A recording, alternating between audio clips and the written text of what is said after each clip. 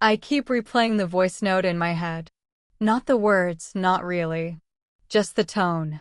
That deliberate slowness people use when they want to seem calm, but really they're holding a scalpel behind their back. Her voice like silk soaked in vinegar. This feels like emotional violence. 6 words. Like a floor collapsing. And I was already mid-step. We used to joke about women like her. The ones who over-therapized their way out of every apology. Who turned boundaries into moats. Who called every discomfort harm and every correction abuse. And now I was the harm. The discomfort. The cautionary tale. I didn't even say anything cruel. I was measured. Gentle. God, I hate how gentle I was. I had sent her a voice memo the night before. 3 minutes. 2 glasses of wine in. A little shaky, but not ragey. About how it hurt. That she'd gone silent after the panel. How I felt erased, unseen, maybe a bit discarded. I started with, "Hey, I've been sitting with this for a while, and maybe it's nothing." And ended with, "But I just wanted to name it because I care." And then, 21 hours later, she responded. Not with an apology. Not with clarification. But with a boundary. It started with, "I appreciate your vulnerability," which always means, I'm about to reject it. And then she told me. She felt unsafe. Because I was demanding emotional labor. And centering my pain in a way that felt invasive. And the thing is, I get it. I do. We all read the same zines. Went in the same conflict resolution workshops. Burn the same bridges in the name of self-preservation. So yeah, I get it. But I also don't. We met at a rally. In the rain. She had one of those laminated signs that said, "My rage is rational." And I remember thinking, yes, that one. Someone who knows. We started getting drinks after meetings. Whispered to each other during strategy sessions. Shared boots when hers got soaked. She once texted me, "Are you eating today?" when I hadn't said a word about the depressive fog I was drowning in. It felt like sisterhood. Whatever that word is supposed to mean anymore. And then there was the panel. The one on feminist organizing and race. She moderated. I spoke. She'd asked me personally. Said my voice was vital. And during the Q&A, when someone asked about harm in activist spaces, I talked about the fallout from the email thread last year. I didn't name names, but I told the truth. Afterward, she hugged me, said I was brave as hell, and then went quiet. No texts, no calls. No, you okay? Just quiet. 2 weeks later, she posted a carousel on Instagram about holding space for grief that doesn't belong to you, and the violence of centering your trauma at someone else's expense. I liked the post, because I'm still that kind of idiot. I think what breaks me is not the rejection. It's the weapon she used. She knows what unsafe means in our circles. She knows it's the word you use when you want to shut someone down, without looking like the villain. It's the word that stops all dialogue. That makes you radioactive. And I keep wondering, did she mean it? Did she actually feel afraid of me? Or did she just not want to deal with the mess of me being hurt? There's this moment I keep circling back to, a memory from early spring. We were sitting on her balcony, both in hoodies, watching the rain. And she turned to me and said, "Sometimes I feel like if I'm not perfect, I'll be left." I had laughed. Not because it was funny, but because it was so real. And now, here we are. I reread our messages sometimes, looking for the turning point. A sentence too sharp. A pause too long. Something I missed. But it's like trying to find the crack in a glass that hasn't shattered yet. I keep thinking about what she didn't do. She didn't ask me what I needed. She didn't say, "Hey, that hurt, can we talk?" She didn't try. Just reframed my hurt as harm. reframed my reach as attack, reframed me as dangerous. My body hasn't relaxed since. My shoulders locked like a drawbridge, jaw tight like I'm swallowing a scream. Every time I get a group notification, I brace for a mass unfollow. Or worse, nothing. I want to be better than this. I want to be evolved and unbothered and full of grace. But I am tired. Tired of being the one who always unpacks. Tired of editing my emotions into digestible formats. Tired of being too much and too little at the same time. Sometimes I rehearse what I should have said. Sometimes I wish I'd been messier. Louder. Burned it down. Instead of apologizing for my tone. But most days, I just miss her. And hate that missing her feels like a betrayal of myself. I don't know what this is now. Not grief. Not rage. Something blurrier. Like standing in a room where the light has changed. But the furniture stayed the same. She told me I made her feel unsafe. And I still haven't decided if I should feel guilty or just gone. I ran into her once, weeks after the voice note, at a mutual friend's apartment, Marisol's birthday. One of those everyone brings wine and no one drinks it nights. I almost didn't go, but Marisol had texted me, "Please come, I need a buffer." So I did. She was there, standing in the kitchen, talking to some new girl about nervous system regulation. Her laugh unchanged, her posture straighter. When she saw me, she smiled. Small, tight, polite. The kind of smile people wear in hallways or grocery stores. Not for friends, for acquaintances. And I realized she'd already recategorized me. I poured myself a glass of something red and warm and wrong. Stood by the sink. Faced the window. Tried to breathe into the parts of me that had curled in. She didn't come over. Didn't nod or wave or anything. But later, I caught her glancing at me. Not with anger, but with the look you give something that used to be yours. Before it got complicated, someone asked her to help light the birthday candles. And she passed right behind me. I could feel her body. Tense. And careful. Like she was afraid to brush my elbow. Like I was fire. I thought maybe we'd talk. Maybe she'd pull me aside. Say, "This is awkward." Say, "Can we start again?" Say something. But she didn't. She left early. Hugged Marisol. Whispered something. Walked out without ever looking back. And somehow, that hurt worse than the message. That night I lay in bed, watching the ceiling move in the wind, thinking about how easy it is to lose someone. Not to death. Not to distance. Just to language. To ideology. To silence. I want to scream sometimes. About how messy humans are. How we fuck up. How we say the wrong thing with the right heart. How all this language we've built, this framework of care and justice and accountability, sometimes feels like scaffolding around a house that never got built. I told a new friend recently about the whole thing. Not in detail. Just. Someone said I made them feel unsafe and now they're gone. She nodded. Too quickly. And said, "That happens a lot lately." And it hit me. How many of us are walking around with half-dead friendships and unspoken grief? Because no one knows how to hold contradiction anymore. No one teaches you how to forgive someone who used the right words to do the wrong thing. I still love her. In that painful, staler kind of way. The kind where your body remembers softness, even when your brain builds fences.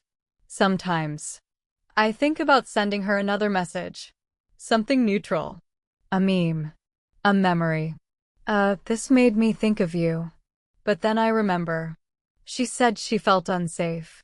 And I won't be the woman who barges into someone else's peace just to soothe my ache. It's wild how much grief can live in restraint. Marisol told me she asked about me once. At some brunch I wasn't invited to. Said, "How's she doing?" And I wondered what version of me she imagined. Sad? Bitter? Healing? It doesn't matter. I guess. She cared enough to ask, but not enough to check. Some nights, I scroll back to old photos of the two of us, marching, laughing, draped in protest signs and glitter. The kind of radical joy that feels impossible to fake. And I ask myself, did she ever see me fully? Or was I just a character in her healing story? Until I broke the script.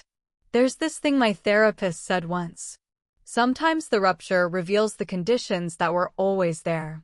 And maybe that's it. Maybe it was always brittle. We just didn't notice. Because we were too busy being good feminists together to notice we were bad friends. I still flinch when I hear certain phrases. Emotional labor, harm reduction, boundary violation. Not because they're wrong, but because I've seen what happens when you put those words between two people who once knew each other's middle names. I don't have a conclusion, or clarity, or closure. I have this ache that flutters instead of bleeds.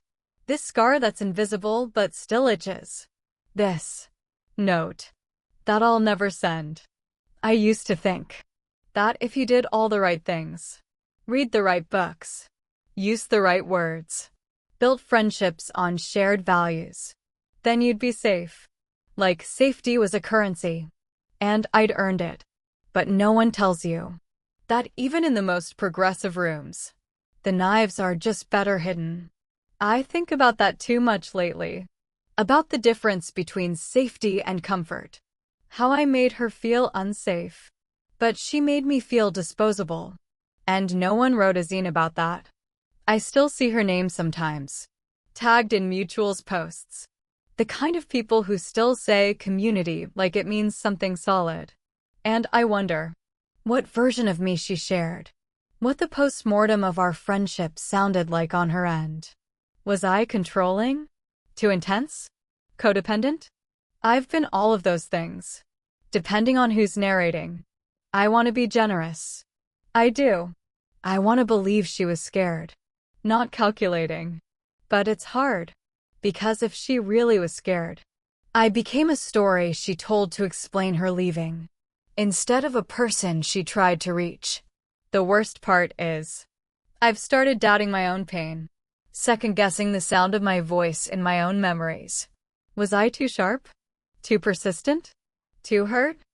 I replay that voice note, the one that started it all. And I can't hear what she heard. I just hear someone tired.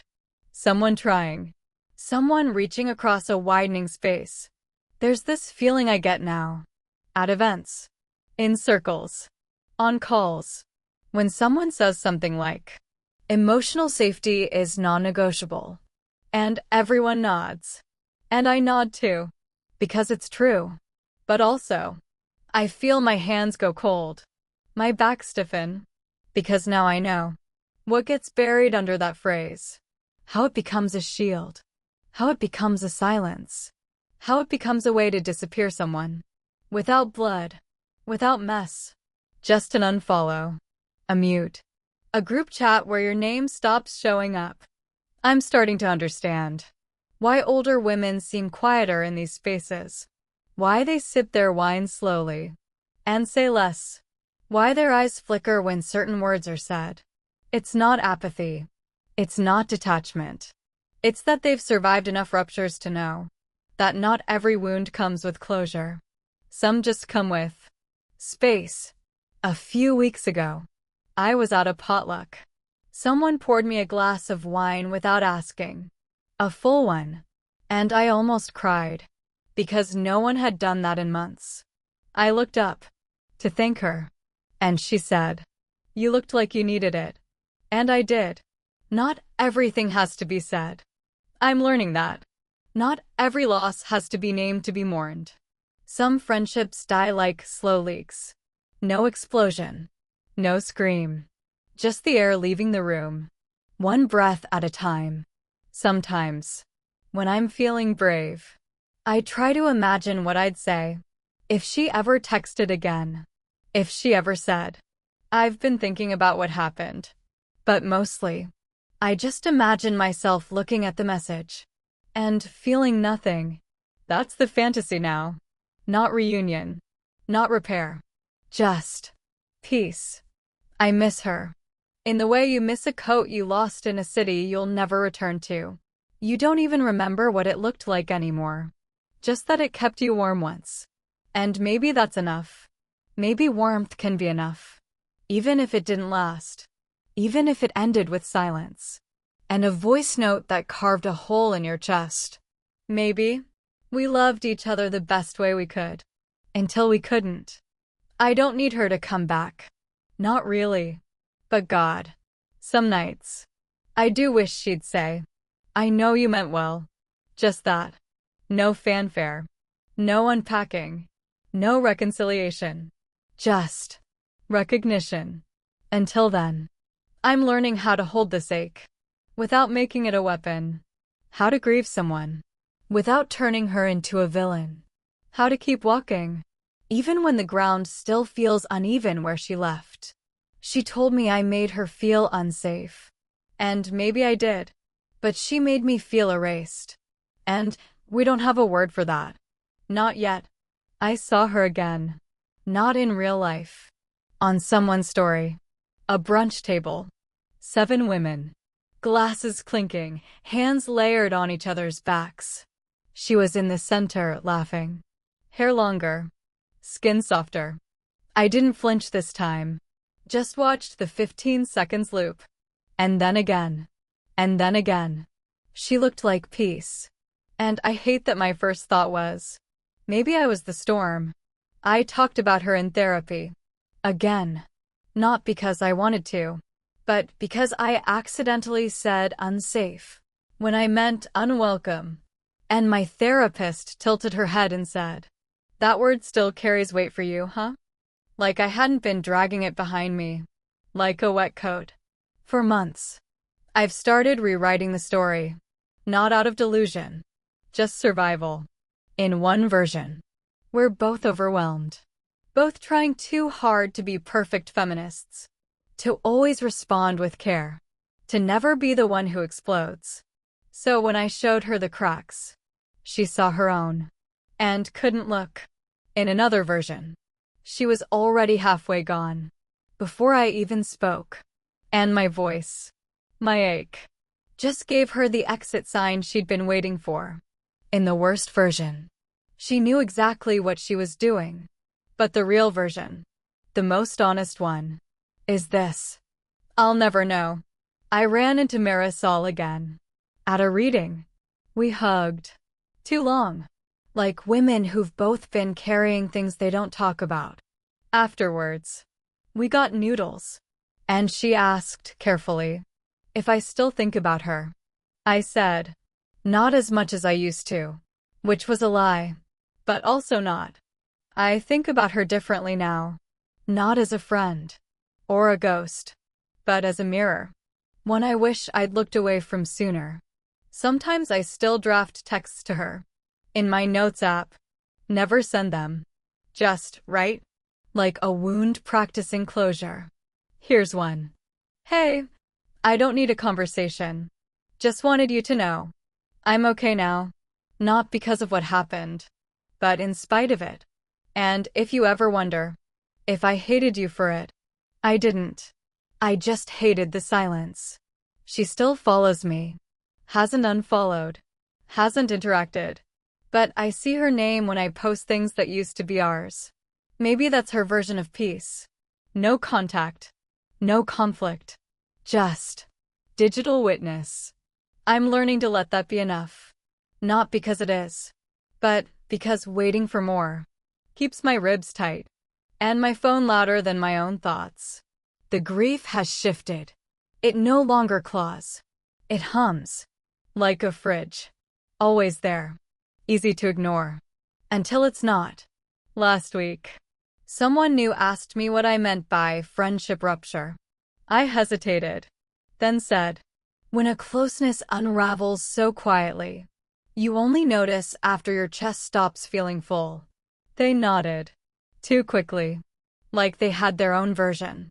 I think we all do. Versions of her. Versions of me. And maybe that's the thing no one says. In all these circles of care and radical love and accountability, that harm doesn't always look like violence. And healing doesn't always look like repair. Sometimes. It just looks like getting through a day without whispering their name in your head. I'm through the worst of it. I think I can sit in a room where her name is said without feeling like the air's been stolen. I can hear the word unsafe and not fold in on myself like tin. I still miss her. Not the version that left, but the one who used to text me at midnight with links to essays she thought would break my brain in the best way. I miss that girl, but she's probably gone for both of us. Maybe one day we'll see each other. Somewhere accidental. A bookstore. A gallery opening. A rally we both forgot we RSVP'd to. Maybe our eyes will meet. And we'll smile. Not forgiveness. Not rekindling. Just recognition of something once whole, now reshaped, but still real. Until then, I'll keep living. Pouring my own wine. Closing my own tabs. Sending my voice notes to people who say, "Thank you for trusting me with that." And mean it. She told me I made her feel unsafe. And that word sat in my body like rust. Until I stopped trying to scrub it off. And just let it stay. Not as a scar. Not as shame. Just a memory. With edges.